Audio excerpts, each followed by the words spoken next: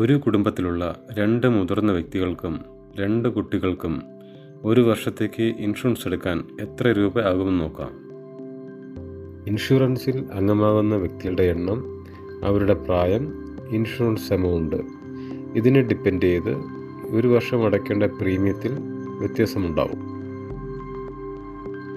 ഇവിടെ ഒരു കുടുംബത്തിലെ 53 48 വയസ്സുള്ള മുതിർന്ന വ്യക്തികളെയും 25 23 വയസ്സുള്ള കുട്ടികൾക്കും ഒരു വർഷം എത്ര പ്രീമിയം ആകുമെന്ന് നോക്കാം.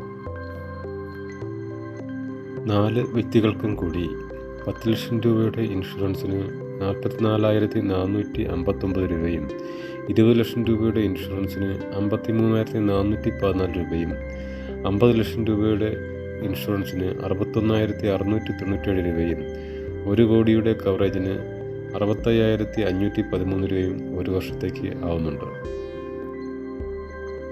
ഇൻഷുറൻസിനെ കുറിച്ച് കൂടുതലായി അറിയുന്നതിനും പുതിയ ഇൻഷുറൻസ് എടുക്കുന്നതിലേക്കായും എന്നെ കോൺടാക്റ്റ് ചെയ്യാവുന്നതാണ്.